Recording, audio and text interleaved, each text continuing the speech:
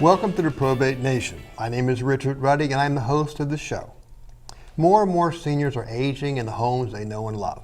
They do so with the assistance of family and in time with hired caregivers who take on many responsibilities, including getting those seniors to their various and often numerous doctor's appointments.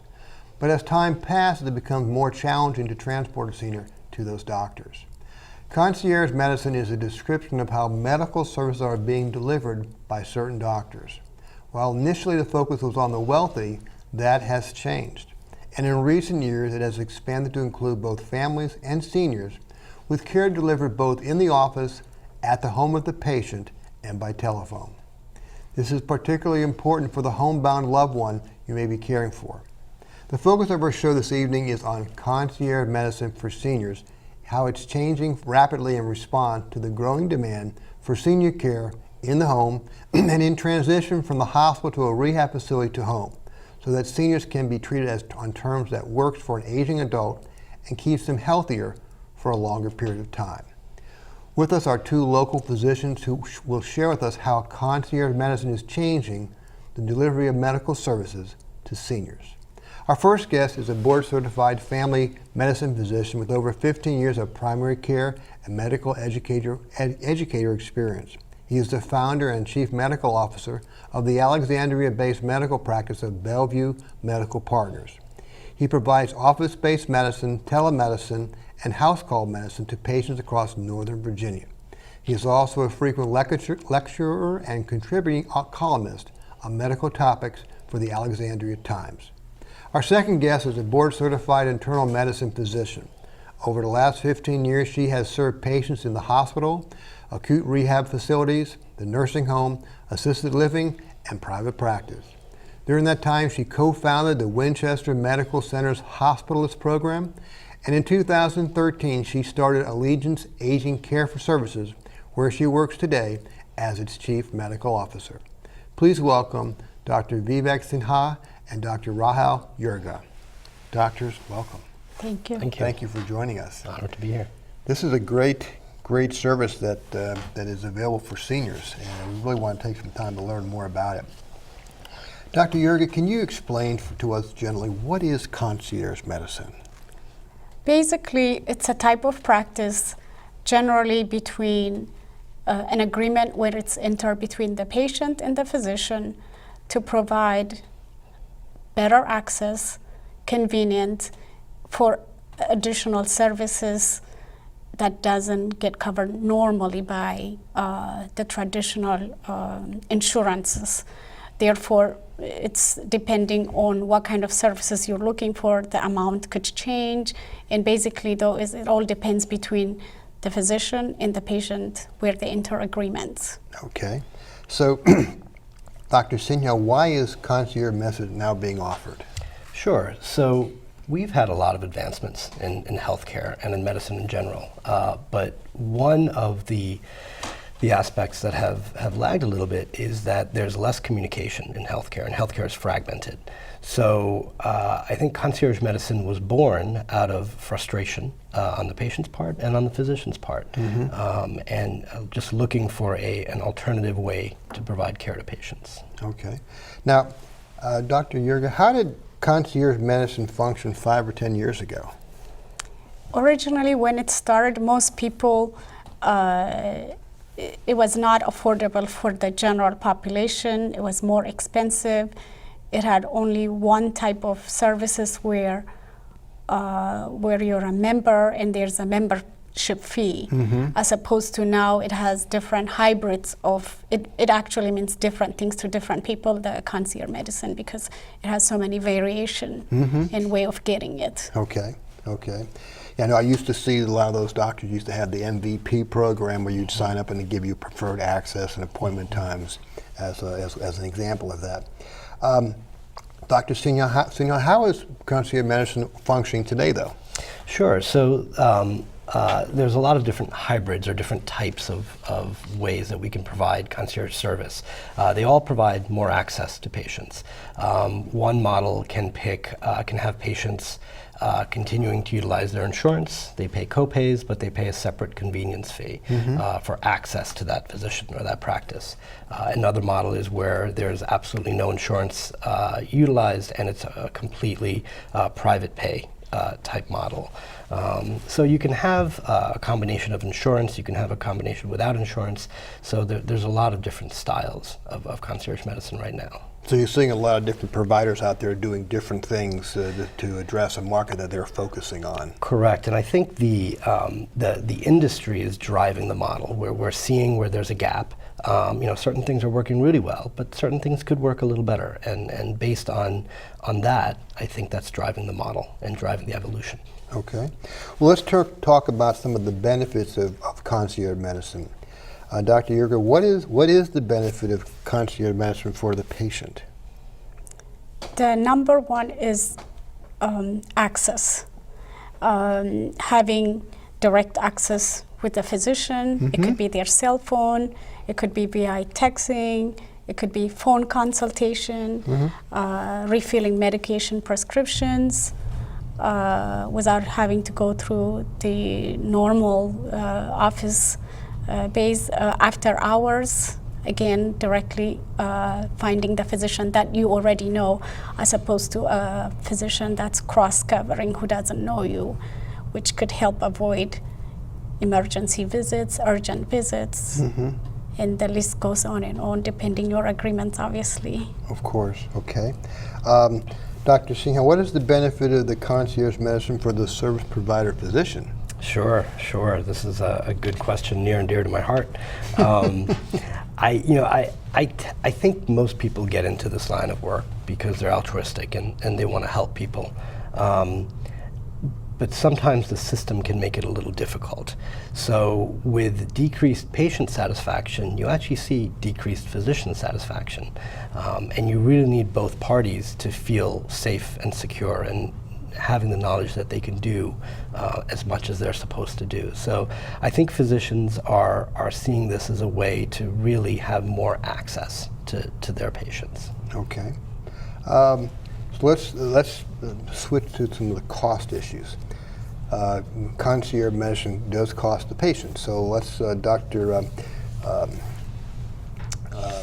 Sinha, let's continue with you.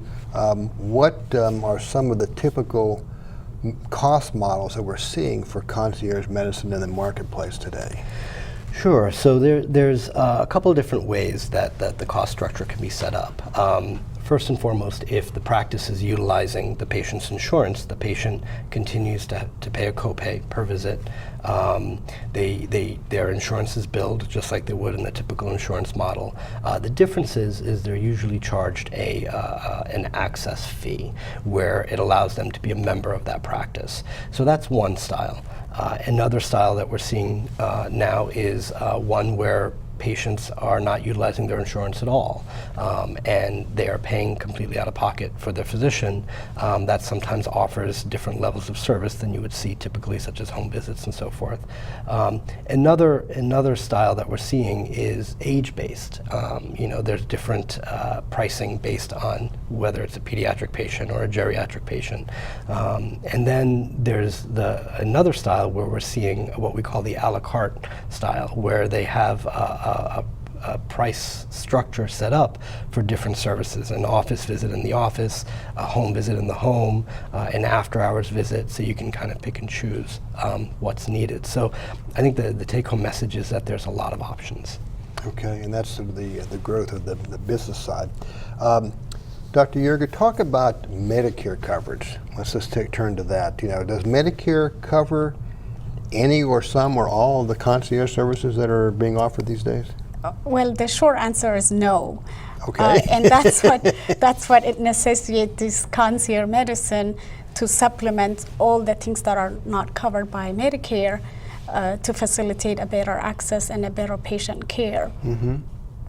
Okay, so so Medicare, I guess, is evolving a little bit, so they will pay for some things? Yes, I think they're responding. The last couple of years, I think the insurance company are responding to the market and the demand of the patient with the aging population who needs more care, living longer, staying home longer. Certain things have come up with a new code, they call it CPT code, in order to cover some of these expenses. That includes partially the home health is covered. When patient gets discharged from the hospital, some of the codes that includes transitional kits, that's also being covered. So I think in the coming years we're going to see more and more hopefully will be covered by the insurance companies. So a combination of Medicare and the insurance companies are both evolving as far as what they're willing to cover. Correct. You have to be careful about how you code it, because they will not cover everything, but they will cover pieces of this particular process. And that's good to know. Okay, Yes. so people know that it doesn't cost them 100% of they still can use some of those things that they paid for to cover some of those costs. That's a good thing. Dr. Sinha, what are options available to doctors who provide concierge services to Medicare patients? Because I know there's some challenges that have existed, though I know it's changing according to Dr. Yurga. Sure. So there, it is evolving. But like I said, there's different ways to provide the care. So there are a subset of physicians who don't take Medicare and essentially see the patients in the home or in the office, and the patient reimburses the physician's practice directly. Now, if a physician were to choose this, they have to be very careful. There's certain laws that you have to follow. There is something called the opt-out option, where physicians can choose to opt out of Medicare. And if they are an opted-out physician, then they are able to separately bill the patient directly. There are physicians that are continuing to take Medicare and charge the convenience fee. But like I said, there's different options for different people, and there's different styles that are available now, and that will probably only increase as the time goes on. Sure, I think as Medicare adjusts and maybe agrees to accept some other models besides the ones they do now. Sure. I would expect that would be the case. Well, let's talk about we've talked about concierge services, but let's talk about that specifically for seniors. Okay. Why should somebody use concierge medicine for seniors? Dr. Yurga? Most of the time, patients are homebound. They have a very difficult access to physically transport them to the doctor office, or usually someone else is driving them to the doctor. So, and they're more complicated. Their medication list is getting longer, and nobody's checking the drug interactions. They're seeing different specialties, and all the specialties are not communicating. So by having one concierge doctor who can speak on their behalf, they will be communicating with all the different specialties. They will be making house calls. They will be looking into their drug interaction, and which all reduces hospitalization, and obviously patients are taken care of better. Well, that's excellent. I think that's important to have a quarterback, especially as you add so many different providers who are helping that senior. Dr. Stina, how about yourself? What do you see? Yeah, I think Dr. Yurga had a lot of good points, and like you said, Richard, the idea of a quarterback. The example that I like to give is the patient standing with the physician side by side in the middle of a wheel, and you have all these spokes coming in, and each spoke, one of them is the hospital, one of them is a specialist, one of them is the lab tests, and so forth. And there's a lot of information coming in, and because healthcare is so fragmented, you need somebody who can look at the patient holistically, comprehensively, and make sure that the interactions are not occurring. As we get more and more medications in our system, the risk of drug interactions are higher, and you can't spend 7 minutes and expect to cover every single condition that's happening. So more face-to-face time is absolutely needed. And with concierge medicine, you have that benefit. You have the system in place where you have the ability to spend more time. And with more access to your primary care physician, outcomes have the potential to be better. Now, I do know that when we talked about in the pre-interview that it was very important that seniors probably need more time to communicate what's happening and to understand what you're saying in response to their question. Is that a reason why concierge medicine makes sense as well? I do, and I think, you know, when you're faced with a lot of different serious conditions and you're on medications and you don't feel your best, and possibly your cognition may be decreased. We have a lot of patients who have dementia, and so the ability to care for themselves is decreased. It becomes a real challenge. And one of the ways that you can start to address that appropriately is by giving more time to that patient. And if you have the system in place where you can see a patient for a longer period of time, then a lot of those other factors just fall into place. Now, Dr. Yerg, I know that one of the big things for that concierge medicine, which you guys conveyed to me during our pre-interview, was the importance of having an advocate as you begin to move out of the hospital to rehab, and then having someone be an advocate while you're in rehab and then bring them home. Talk a little bit about why that's important in concierge medicine. Usually, patients are taken care of by different subspecialty at different facilities. In the hospital, you have the hospitalist. In the rehab, you have that rehab physician. At home, you get home health, no physician, because technically when you're getting home health, you're homebound, but then there's no physician visiting you. So when you have a concierge doctor who is basically advocate for you, while during your hospitalization, they usually do social visits, even though it's the hospitalists that are taking care of the patient, but you can go physically do social visits where you're physically communicating with their physician that's taking care of them. And after they move from the rehab or skilled nursing facility, depending which way they go, or you can influence which way they could go, as opposed to it's not totally dependent about the discharge plan or the case management. You can actually influence that to the best place they should go. And throughout that, there will always be communication with all the physicians that are taking care of. And you already know this patient. You already know what works and it doesn't work with them. That will be helpful to communicate this with their provider at these different facilities. I think that's fantastically, very, very important. And I gather too that now there is some coverage for that. And is it Medicare will pay for some of that? Because they want to make sure that the patient actually gets the right treatment so they don't go back into the hospital? Correct. In the last 2 years or 3 years, this is called a transitional care management. They have been focusing because they realize the insurance and Medicare is losing a lot of money because patients are not managed well with this different scenario, and they are getting readmitted to the hospital frequently, meaning it costs more money to take care of patients that could have avoided hospital readmission.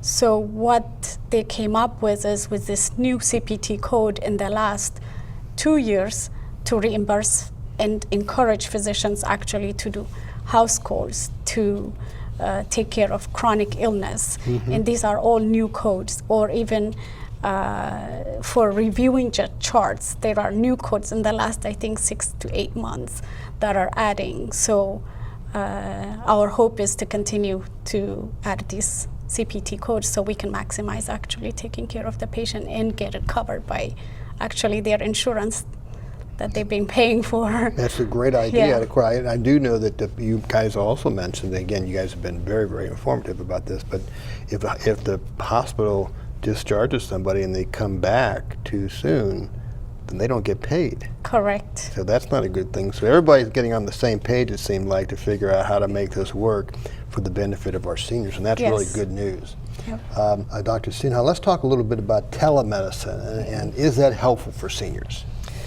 Sure. So telemedicine is, the way I think there's three ways or three locations where you can provide care to a patient: in the office, in the home, or virtually. And by virtual medicine, we mean telemedicine. Telemedicine can mean anything from video chat, can mean email, or it could just mean the basic telephone conversation. There's certain rules that you have to follow when you're providing telemedicine. If you have an established patient that is your patient, that you are aware of their medical history, and if they have a medical issue, oftentimes you don't need to physically see them to decide what to do. Sometimes you do, and when that happens, you either call them in or you go to them. But if it's a situation where you don't need to physically see the patient, you just need to speak to them, telemedicine is a great middle ground.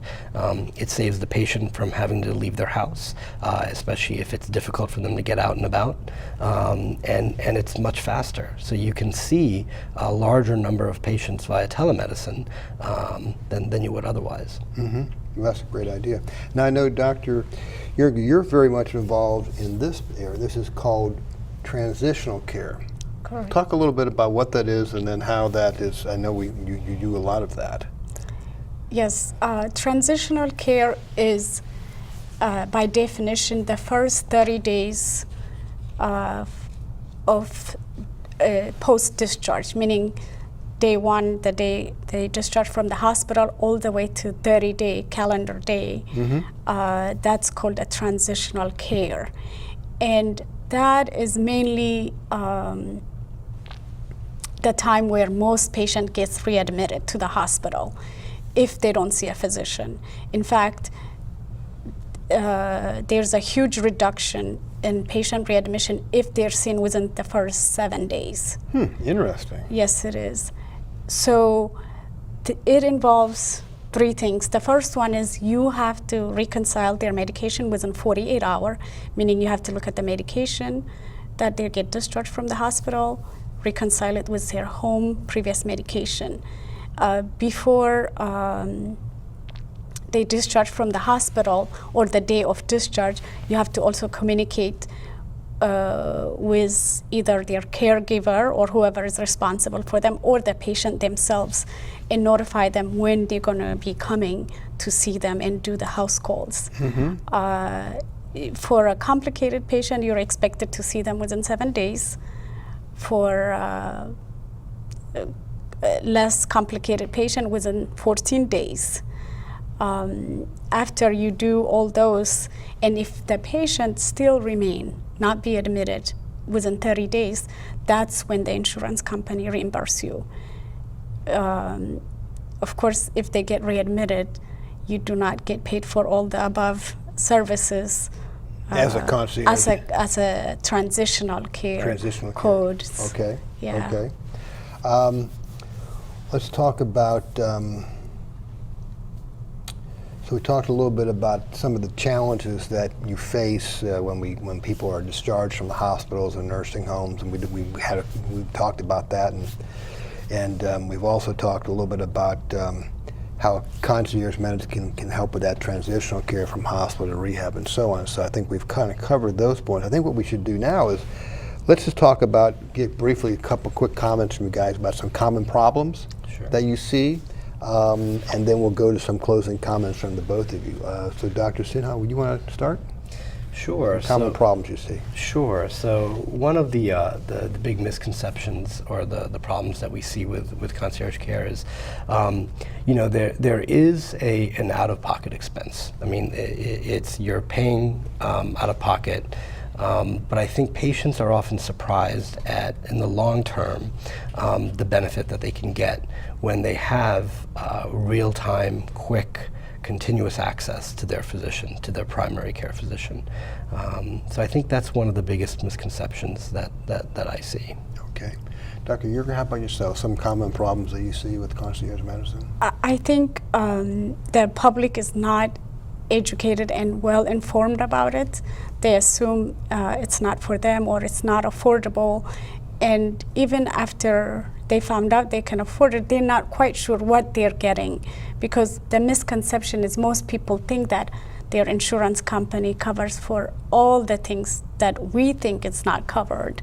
And I think the challenge is explaining to them that really those services are not truly covered by insurance company or your Medicare, and making them understand why they need the concierge physician. Okay, okay.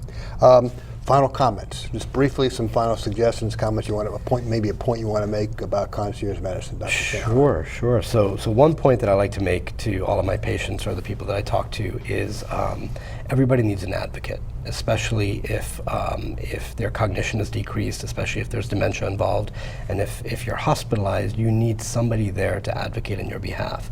And that advocate can be a family member, it can be a neighbor, a loved one, a spouse, or a physician.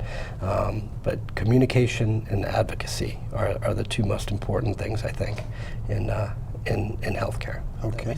Dr. Yerga, how about yourself? Any final comment you want to make about concierge medicine? One of the most important thing to remember is as concierge medicine evolves, there's going to be different hybrids of care delivery. So being aware of that will help choose the right doctor, concierge doctor for you.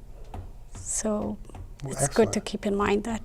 Good. Well, I appreciate both of you, Dr. Yerga and Dr. Singh, for coming and talking to us about concierge medicine. This has been very informative, both the interview itself, but frankly, the preparation for the interview. I learned so much, and I hope our viewers did as well. I know they did. So thank you for this great public service. Thank you. You know, caring for seniors who are aging in their home is challenging for many reasons.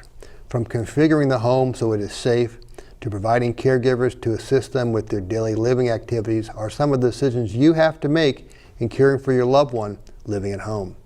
Another key responsibility is dealing with their medical needs.